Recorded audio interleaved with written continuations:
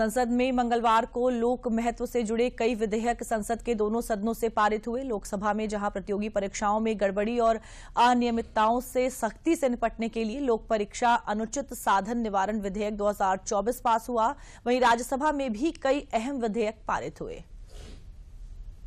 संसद के दोनों सदनों में मंगलवार को जमकर कामकाज हुआ। लोकसभा में अहम बिल चर्चा के बाद पारित किए गए।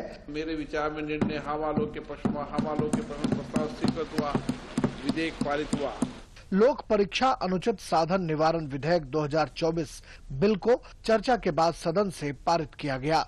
विधेयक में परीक्षा पत्रों को लीक कराने और अनुचित तरीके अपनाने वाले संगठित सिंडिकेट पर नकेल कसने के लिए सख्त प्रावधान किए गए हैं। इसके अलावा सजा के प्रावधान भी किए गए हैं।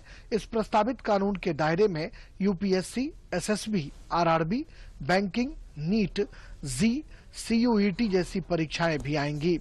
नए बिल में परीक्षा में शामिल संगठित सिंडिकेट पर 1 करोड़ रुपए का जुर्माना और 10 साल तक की सजा का प्रावधान किया गया है। छात्रों और परीक्षार्थियों को इस दायरे में नहीं रखा गया है।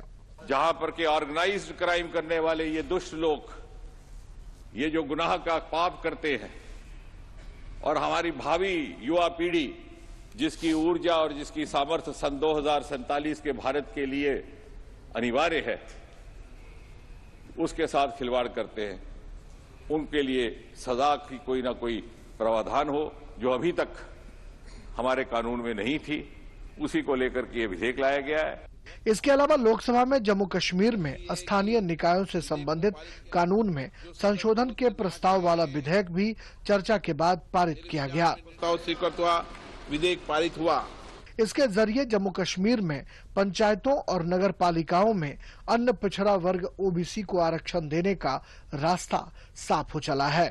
ओबीसी के लिए पंचायती राज्यों में और नगर निकायों में जम्मू कश्मीर में लाया गया है, उसके समर्थन का नाटक कर रहे थे और बार बार उसको कहीं न कहीं घुमा रहे थे। मैं इनको स्पष्ट कहना चाहूंगा, जिस प्रकार से घुमाइए या जिस प्रकार से घूमिए, मैं जम्मू कश्मीर तक की बात कर रहा हूं, जहां भी जाइएगा हर जगह आपको मोदी मोदी मोदी और मोदी का विकास ही मिलेगा, विकास ही।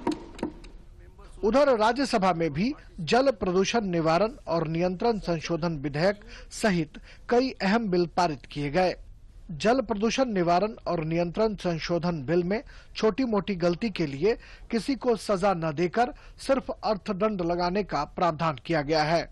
केंद्रीय वन एवं जलवायु परिवर्तन मंत्री भूपेंद्र यादव ने कहा कि इस बिल के माध्यम से वाटर एक्ट 1974 में संशोधन लाकर पर्यावरण संरक्षण संबंधी कार्यों को आगे बढ़ाना आसान होगा। By this present amendment under section 4 of this Water Act is proposed to be amended to streamline and uniform the qualification and manner of appointment of chairperson of State Pollution Control Board. The amendment will provide for a certain mandatory qualifications, experience and procedure to ensure fair and transparent appointment of chairperson. दो अन्य पारित विधेयक संविधान संशोधन विधेयक हैं, जो आंध्र प्रदेश और ओडिशा से संबंधित हैं। संविधान अनुसूचित जनजाति आदेश संशोधन विधेयक 2024 में आंध्र प्रदेश में अनुसूचित जनजातियों की सूची में संशोधन का प्रस्ताव है।